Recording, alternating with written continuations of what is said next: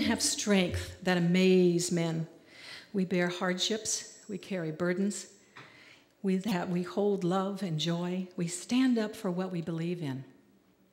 We go without so our families can have. We go to the doctor with a frightened friend. We cry when our children excel, and we cheer when our friends get awards. We feel happy when we hear about a birth or a wedding. Our hearts break when a friend dies, and we grieve the loss of a family member. Yet we are strong when we think there is no strength left. We know that a hug and a kiss can heal, and we come in all shapes and sizes and colors. We drive, we fly, we walk, we run, we email one another just to let each other know that how much we care. We have compassion and we have ideals. We give moral support to our friends and our family, and we have vital things to say and everything to give to our community, our country, and the world. However, there is one flaw in women. It is that we have forgotten our worth. And it is no wonder. From the beginning of recorded history, which men recorded, by the way,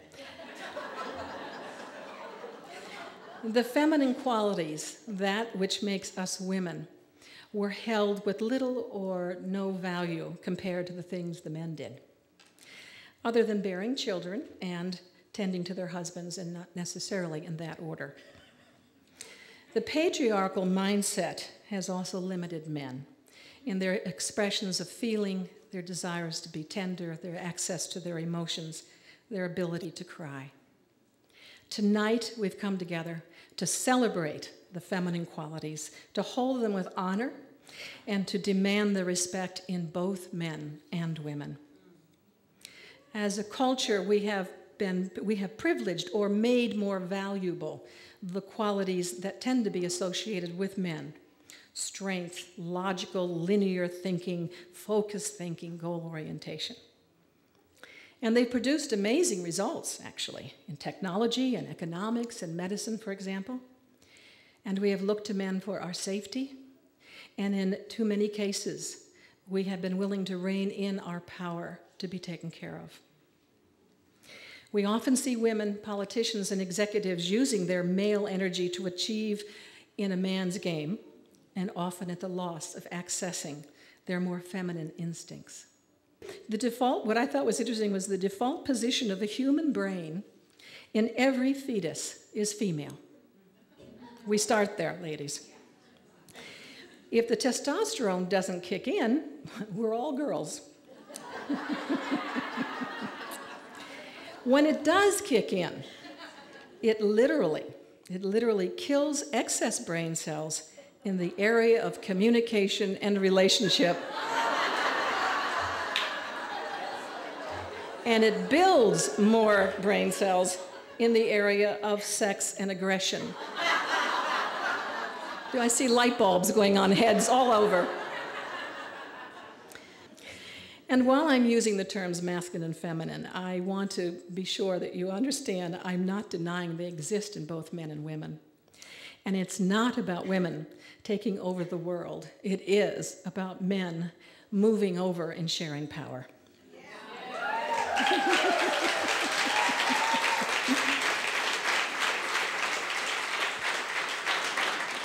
And as important, it is also about ourselves, about our putting greater value on the things that just come naturally to us, and speaking from that place with confidence. The capacity we have as humans, the part that understands interdependence and relationships and long-term impact, inherent in most women. But in the past, it's been relegated to the home and to the family. And this is where we've been given some value. These skills tend to reside more frequently in the biology of women. And we need this intelligence now in our political, spiritual, educational, global infrastructures. These are our gifts as women. And I believe, and I know there are men who are not only agreeing with this, but are in fact relieved, I believe that women hold the antidote to the breakdown of culture and our relationship with one another and the earth itself.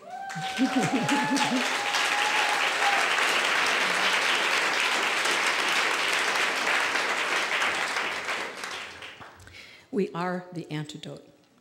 The time is now to bring these skills into our social structure and into the world. And it's not an easy ride because we're going to have to upset the apple cart. We cannot depend or expect men to change the world. The way of the patriarch is not working, as Jean said.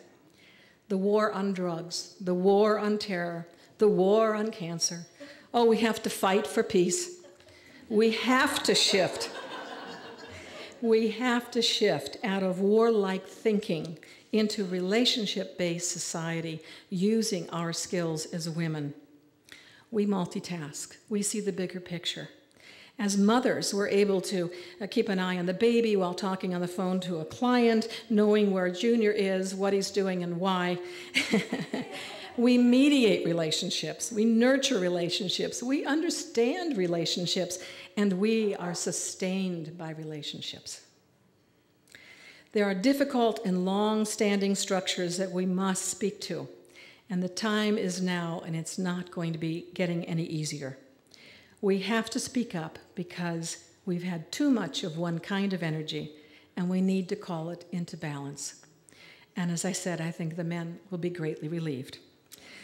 The world needs more relational system thinking. The world is crying out now for the qualities of a mother, a gentler caring for the planet and one another. For these are the very things that we hold uniquely in us. And we hope this evening that you will, everything you hear, you take very, very personally. Because this evening, we are celebrating and affirming the very essence of who you are. Yes. While women in other parts of the world are taking a stand for their human rights, we in the West must claim the assets we bring to the world, and that is the value of a woman's perspective. We are not issue-oriented. What we do is very much in a feminine model. Gather the Women is more process-oriented than goal-oriented. We gather women, we build relationships, we connect, we educate, and we invite all women to come together and connect, not on issues, but on the depth of their caring for what's going on. And above all, we seek to inspire, and that's it. That's what we do.